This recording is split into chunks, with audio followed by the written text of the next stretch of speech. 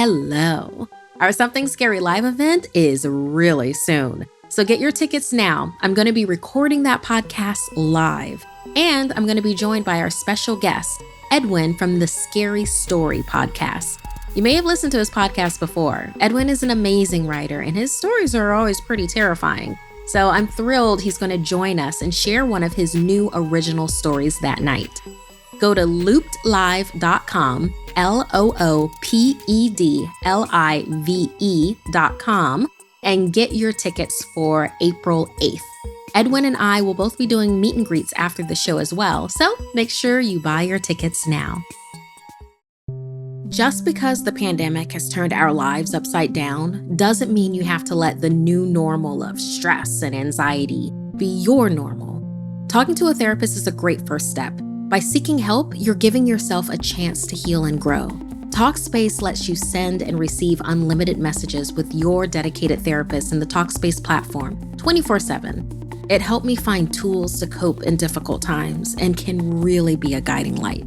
To match with a licensed therapist today, go to Talkspace.com. Make sure to use the code SCARY to get $100 off of your first month and show your support for the show. That's SCARY and Talkspace.com.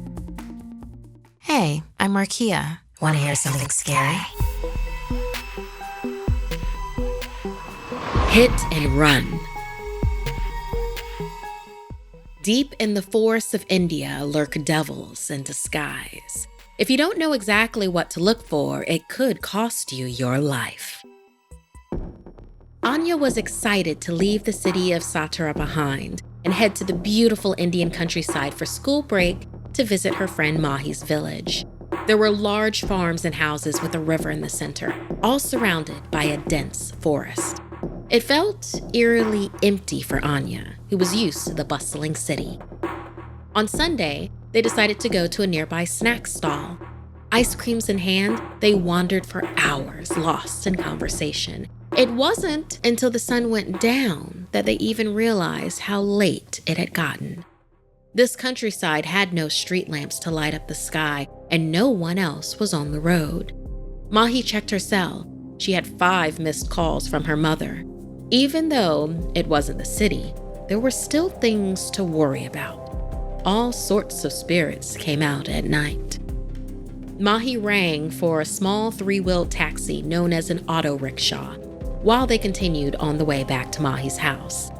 They walked for a while, trying to navigate the road with the light of their cell phones. There was a muffled noise in the distance behind them. Turning, Anya could see a large shape creeping towards them in the dark. Just as she was about to tell Mahi to run, a light suddenly turned on and she realized it was their ride. With a sigh of relief, they hopped into their seats and gave the driver their address. He grunted in acknowledgement and continued down the path.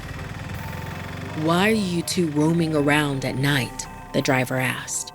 "It's dangerous out here to be out like this." He told them how there had been an uptick in crime in the area and paranormal incidents had taken place out in the woods. Agitated over the lecture they were receiving, Mahi asked him to just drive faster. Anya peered out the small window as her fear grew. She had never felt so far from everything, out in the middle of nowhere. She noticed the ornament hanging from the driver's mirror, and that brought her comfort for a moment until something else caught her eye. She cried out as suddenly a woman sprang in front of the auto rickshaw. The driver pulled the brakes, halting to a screeching stop, but it was too late. After the impact, the woman was laid out on the ground behind them. Mahi shouted, "Let's help her," as she turned to jump out of the vehicle. But before her feet hit the ground, the driver grabbed Mahi by the arm and pulled her back into her seat. "She isn't what she seems," he growled as he pressed on the gas to speed down the path. Mahi implored him to turn back, telling him she would report him to the authorities. "Foolish child," he said. Then he told them, "Didn't you see it? That thing was no woman. That was a Charel, a dead body reanimated by a demonic force. They're shapeshifters too. Don't you trust your eyes?" As Mahi continued to argue, Anya looked back to the woman in the distance. Her heart stopped as she screamed, making Mahi look back too. The woman on the ground was contorting her body back to standing. Her feet were turned the other way around with the toes facing her back. A wide smile drew across her face as blood drizzled out of the side of her mouth. An unnaturally long black tongue licked at the blood as she began to chase them down the street, moving fast as if uninjured. Fast. Faster. The driver drove as fast as he could, causing the auto rickshaw to bump and jolt, nearly bouncing the two young women out into the road. As they held on for dear life, the creature finally disappeared from sight as the auto rickshaw outran it. Anya demanded to know what the driver knew. He pulled down the ornament he had hanging on the mirror and handed it to her to see up close. It was of the god Vishnu, protector of all the universe. He told them the Char-El could never be able to enter the vehicle or any place that had signs of the gods that kept them safe.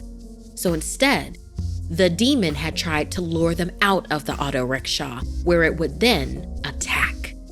Both Anya and Mahi sat in shock for the remainder of the trip.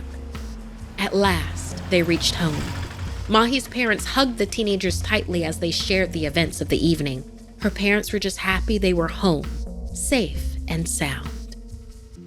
But the next morning, a strange story spread around the neighborhood. A dead body had been found just outside the forest.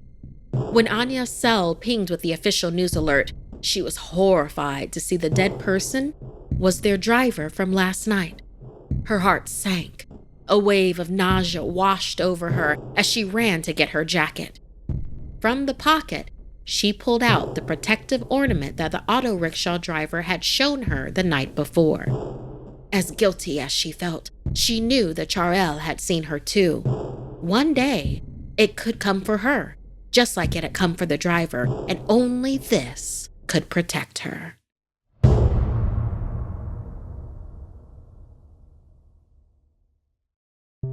Just because the pandemic has turned our lives upside down doesn't mean you have to let the new normal of stress and anxiety be your normal. Talking to a therapist is a great first step. By seeking help, you're giving yourself a chance to heal and grow, to overcome the difficulties and uncertainty of the past year. Talkspace lets you send and receive unlimited messages with your dedicated therapist in the Talkspace platform, 24/7. With Talkspace, you set goals with your therapist, and they hold you accountable and make sure you're really progressing. I'm talking from personal experience here when I say that therapy can really help shift your perspective. It helped me find tools to cope in difficult times and can really be a guiding light. As a listener of this podcast, you'll get $100 off of your first month with Talkspace. To match with a licensed therapist today, go to Talkspace.com. Make sure to use the code SCARY to get $100 off of your first month and show your support for the show. That's SCARY and Talkspace.com. If you'd like to submit a story, send me an email at SomethingScary@Snarled.com. Like and share this video if it gave you the chills. And don't forget to subscribe to Snarled and turn on the bell for notifications. And if you dare, follow me on social media.